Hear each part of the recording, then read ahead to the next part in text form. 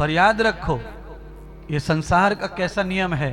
संसार में हमेशा चलते चलते महफिल में अगर दोस्ती हो जाती है तो ये दोस्ती जो है परमानेंट नहीं होती है, ये थोड़े समय की होती है।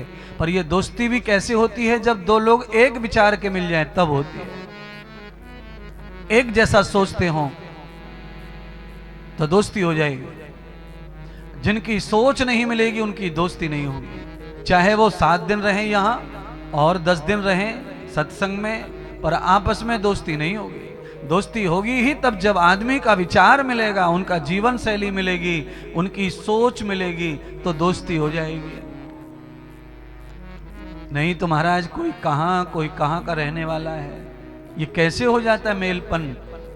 इसीलिए हो जाता है क्योंकि हम लोग एक विचार के हैं। हमें मजा आता है एक जैसा बोलने चालने में, तो हम एक हो जाते हैं। क्योंकि हर आदमी को एक चाहिए साथ में, अकेला कोई जी नहीं सकता है संसार में।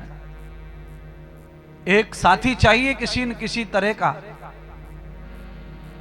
जो हमें बोलकर हल्का कर सके, हमारी आग को सुन सके, हमारी बुरी बात को सुन सके, हमारी अच्छी बात को सुन सके, ऐसा कोई चाहिए।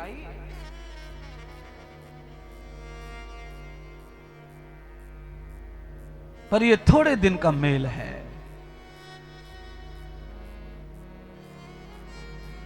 होना कैसा चाहिए, किस तरह का जीवन होना चाहिए और सोच कैसी होनी चाहिए। सोच ऐसी होनी चाहिए, अगर हम जुड़ गए तो अंतिम श्वास तक जुड़े रहेंगे, चाहे कोई भी कार्य हमारे आड़े आ जाए, चाहे जिंदगी में कोई भी वास्ता आ जाए, पर हम अड़े रहें जीवन में अंतिम श्वास तक। ऐसा जीवन चाहिए, ऐसी दोस्ती चाहिए, ऐसा मेल चाहिए कि कबीरा गर्भ न कीजिए ऊंचा देखे आबास, काल पड़े भूई लेटना ऊपर जमेगी घास।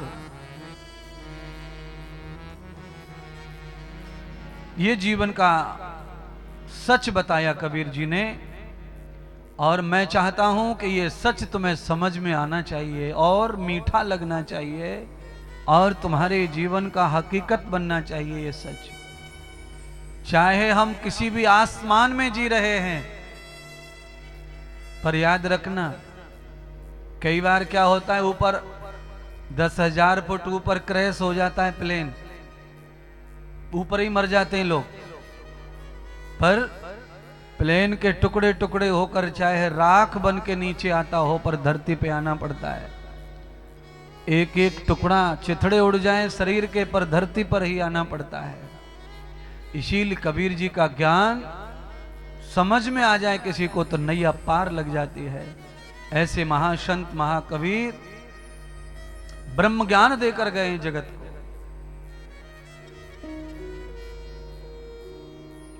तो कबीर जी ने जो ज्ञान हमें दिया है वो किस लिए दिया? क्योंकि हम धरती पर पैदा हुए हैं तो धरती से जुड़े हुए रहने चाहिए। मकान दुकान ज्ञान बलवान होकर अहंकार जो है,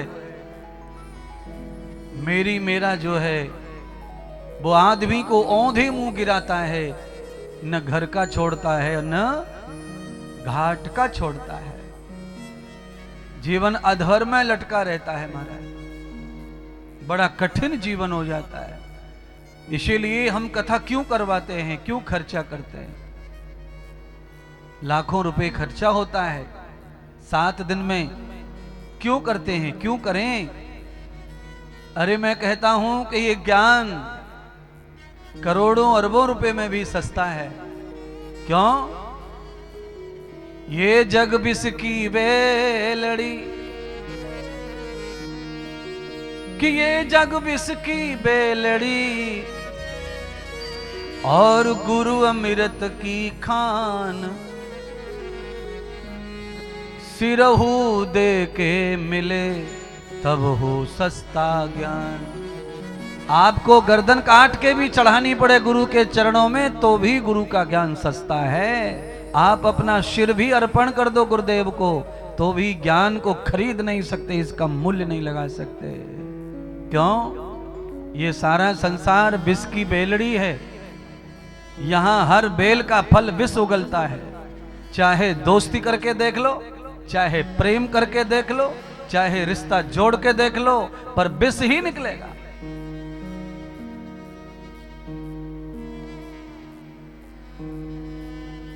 क्या चाहिए फिर महाराज? तो कहा गुरु का ज्ञान चाहिए फिर संसार में।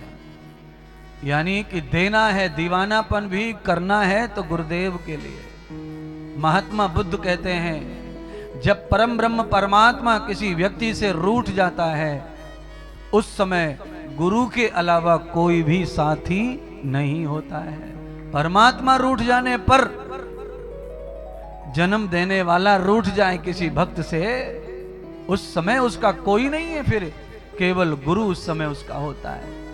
यानी ब्रह्म भी रूठ जाए तो गुरुदेव तुम्हारा साथ देते हैं।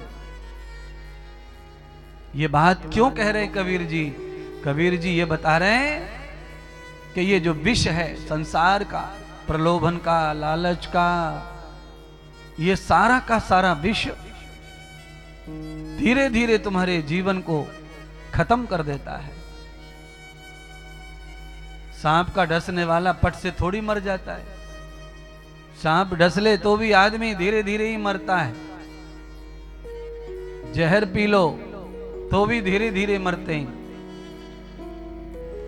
संसार भी ऐसा विष है कि इसको भी भोगते हुए आदमी चटपट नहीं, धीरे धीरे ही समाप्त होता है।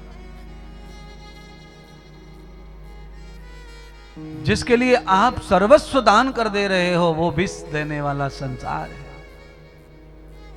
और जिसके लिए आप कुछ दे नहीं पा रहे हो वो गुरु ज्ञान है।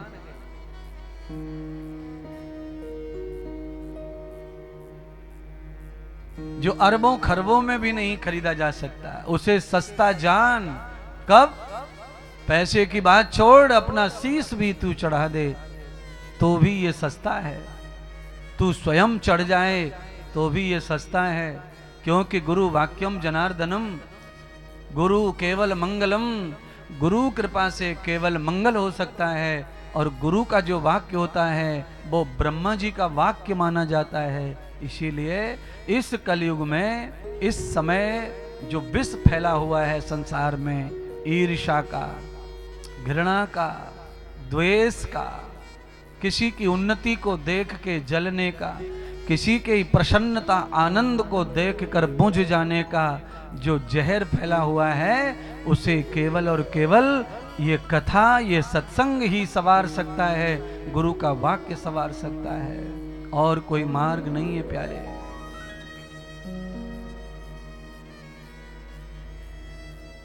पावन अभिषेक हो रहा है।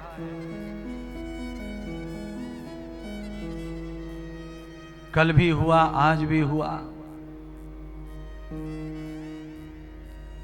अभिषेक में जो चढ़ाया जाता है वस्तु पदार्थ, ये वो वस्तु पदार्थ हैं जो शिव को प्रिय हैं,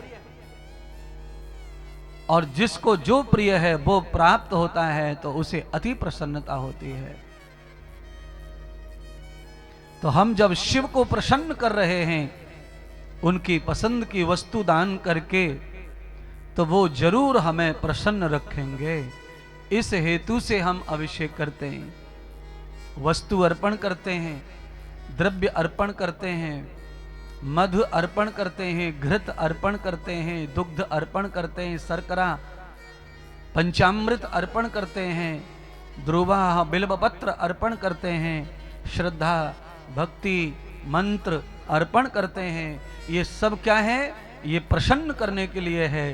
प्रभु प्रसन्न है, और यही कथा सिखा रही है कि हम हमेशा दूसरों को प्रसन्न रखें, प्रसन्न करें, किसी को दुखी न करें, किसी के दुख में प्रसन्न ना रहें, दुख में दुखी रहो, आनंद में आनंदित रहो।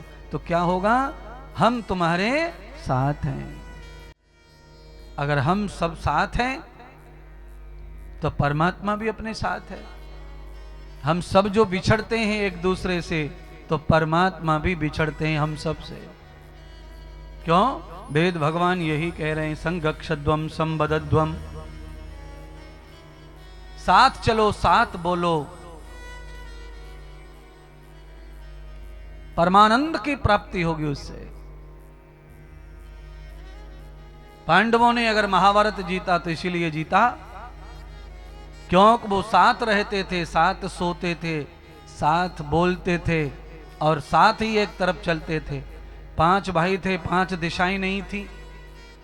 आजकल घरों में क्या है, 2 भाई हैं तो 2 दिशा, 3 हैं तो 3 दिशा, 4 हैं तो 4 दिशा, 2 पुत्र हैं 2 दिशा, 4 पुत्र हैं 4 दिशा, 3 हैं तो 3 दिशा।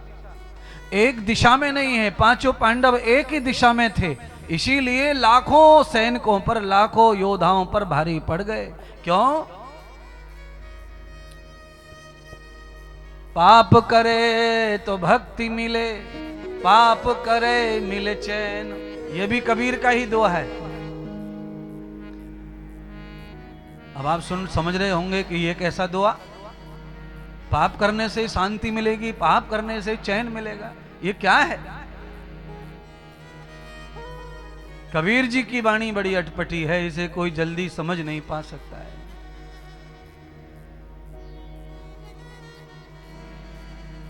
पाप करे से भक्ति मिले, ब्रह्म मिले, पाप करे मिले चैन। पाप करे, पाप में से जो पा है उसे एक जगह कर दो और पा को हटा दो, आ को। आ जो छोटा सामान्य पा है उसे अगर इसमें से अलग कर देंगे तब इसका अर्थ निकल जाएगा। पाप करे, पा प को हटाएंगे इसमें से, पाप करे, पाप करे, पा माने पैर, पाप करे तो ब्रह्म मिले, पाप करे मिले चैन। परमात्मा के पैर को जो पकड़ता है उसे शांति मिलती है और चैन मिलता है, हरि मिलता है। और हो क्या रहा है, आप सब क्या कर रहे हैं वो तो आप जानते हैं, बताने की जरूरत नहीं है। पर मैं व्यास गद्दी पर बैठा हूं तो मेरा फर्ज है कि आप चाहे जितने भी बात ना मानो, पर मुझे आपको वही बात बतानी चाहिए जिससे आपका भला हो। मैं अब यही कहूंगा कि पैर परमात्मा का पकड़े रहो, शांति मिलेगी, चैन मिलेगा, हरि मिलेंगे, सब कुछ प्राप्त होगा पा पकड़े से।